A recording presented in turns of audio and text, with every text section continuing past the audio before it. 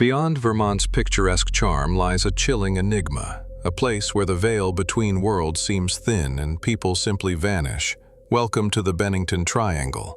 This unsettling area in southwestern Vermont became infamous between 1945 and 1950 due to a series of baffling, unexplained disappearances. Several individuals, including a seasoned hunter, a college student, and a young woman, vanished without a trace in the remote wilderness, often under strange or seemingly impossible circumstances. To this day, no remains or definitive explanations have been found, leaving a sinister void in the heart of the Green Mountains and a chilling warning for those who venture too deep into its mysteries. This was sent in by Mike, a trail runner from northern Vermont. He says he doesn't trust offline maps anymore. I like hiking solo on weekends. Nothing extreme, just 3 to 6 mile loops through local trails. I use this hiking app to track my route and download maps in case I lose service. It's never failed me before. This happened in late October. I was up near Groton State Forest and noticed a new update for the app. It said, "Now includes community-verified trails." I thought, cool, more paths to explore. I downloaded the update and a new dotted line appeared on my usual route, a trail labeled Ridgeview Loop, unmarked. That was new. It cut deeper into the forest and circled back to the original loop. Looked clean. Maybe a local added it. I figured I'd give it a shot. Everything started normal, leaves crunching underfoot, crisp air, the occasional squirrel darting through the brush. After about 20 minutes, I reached the start of the new trail. No signs, but there was a faint footpath heading into the trees. So I followed it. The trail dipped into a ravine, climbed a ridge, then flattened out. About 30 minutes in, I checked the app again.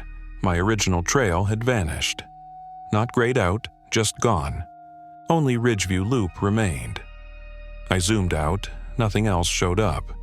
No parking lot, no nearby roads. Just a red dot labeled, "You are here," in the middle of green. That's when the path started to fade. The footpath got narrower, roots thicker. No more boot prints.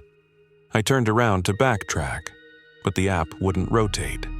Every direction I turned, the arrow still pointed deeper in. I forced quit the app, reopened it. Same thing. I switched to airplane mode. Still only Ridgeview Loop. Then I noticed something off with the trees. They were too evenly spaced.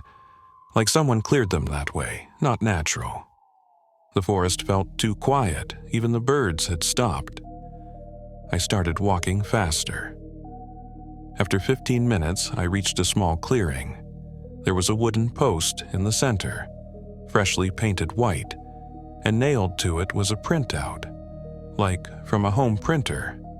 It showed a trail map, the one I'd just been walking, except this one had my name written in the corner. I didn't put that in the app. I dropped the map and ran. Didn't stop until I had bars on my phone again. Called my friend, sent my GPS pin, told him to drive out and meet me on the nearest road. I bushwhacked downhill until I hit the ditch.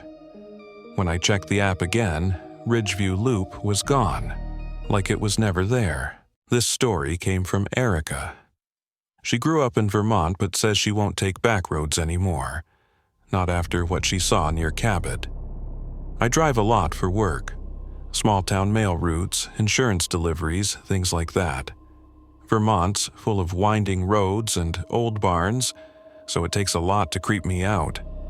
But this one barn, I don't have an explanation for it. It started last fall. I'd been taking a shortcut between Cabot and Peacham, an old road through farmland with barely any houses. One night, just past 10 p.m., I noticed a red barn up on a hill. Looked abandoned, but what caught my eye was the light. A flickering yellow light in the cupola, like a candle or an old bulb. It wasn't bright, more like a pulse, on and off, uneven. Gave me this strange feeling in my stomach, like I'd interrupted something. Didn't think much of it until I passed again the next night, same time, same flicker. Then I started keeping track. For the next 6 nights, every time I drove that way, 10:18 p.m. exactly, the light flickered in that loft window. I asked around at a gas station. One guy looked up from his scratch ticket and said, "Ain't nobody owned that barn in years." Another guy nodded. "Used to be part of the Miller farm. They left after the fire." Fire? I tried to find records online, but there was barely anything. No photos. Just a brief news clipping from 2004. Structure fire. No injuries. Property abandoned. Still, I kept driving that way. Curiosity, I guess. One night I stopped. Parked my car on the side of the road, shut off the engine, climbed the hill. The grass was overgrown but not wild, like someone trimmed it just enough. As I got closer, I noticed something strange. No power lines, no poles, no generator hum.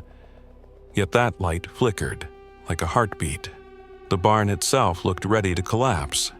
One door half-hinged, rusted tools leaning against the wall.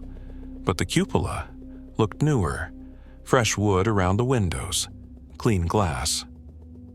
I walked around the back, looking for a ladder or hatch. Nothing. That's when I saw something inside through the cracks in the siding. Not movement. Shadows. Like someone pacing above me. I whispered, "Hello?" And the light in the cupola went dark. I didn't wait. Bolted down the hill, slipped in the ditch, tore my jeans. Drove off without even buckling up. Next day, I tried to drive that road again, but there was no barn, not even a hill. Just a stretch of flat pasture with an old fence post. I stopped, got out, checked my GPS history. That was the spot. Then I heard it. Flick, flick, flick, behind me. I turned. Nothing there, just an open field. But when I looked at my phone, the time read 10:18 p.m. I've taken the highway ever since. This one was sent in by a guy named Brandon, who worked the night shift at a small-town post office in Vermont. It started with a voice, one he hadn't heard since he was a kid. I worked nights at the post office in our town center, one of those classic New England places with a town green, a white steeple church, and a few brick buildings. It's quiet after 7 p.m., just me, sorting bins and scanning packages. About 3 months ago, I started hearing something weird. Not inside, but outside, through the open windows above the sorting desk.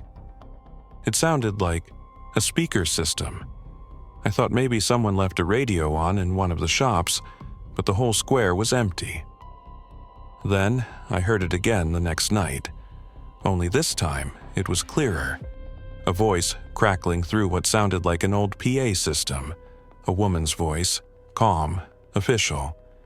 I opened the side door and stepped onto the loading dock. Cold air, empty green, dim yellow lamps on each corner, nothing else. Then I heard it again. "Good evening, residents. Public safety announcements will begin in 5 minutes." It was coming from the light poles, the same old silver ones that lined the park square.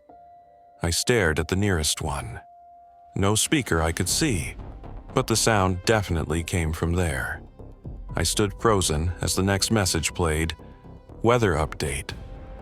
Winds expected to rise near the park. Please secure personal items and avoid westbound travel. That's when I started recording. The voice wasn't loud, barely above a whisper, but it carried across the green. I got 30 seconds on my phone before it cut out. I asked the town clerk the next morning if there was some kind of emergency broadcast system. She looked at me like I was nuts. "Nope," she said. "Those poles were installed in the 90s, just lights." I played her the clip. She blinked and said, "Where did you get that?" 12 hours ago. Town green." She shook her head. "That's the old system. We stopped using it in 1996. I asked what it played back then. She didn't answer, just told me to ask someone else. So that night I went back again, same shift, 9:47 p.m. and again the speaker came alive. This time, the announcements were specific. Reminder: town curfew is in effect. Residents Mercer, Johnson, and Brandon should remain indoors. Brandon, my name. I stepped out, looked directly at the nearest pole. Then all the lights on the square flickered and went out. Total black. The only sound was a low crackle from the pole. Then, "You were warned." I ran back inside the post office, locked the doors, turned off the lights, hid behind the front counter until dawn. The next day, I came in late. The green was full of kids and strollers like nothing happened. I checked the poles, still no visible speakers. I even pulled open the utility panel on one. Empty, wires disconnected. I asked around again. No one else heard anything. No one even remembered the curfew law. But that night I left my shift early, and now I wear earbuds when I walk through town, just in case those speakers ever call my name again.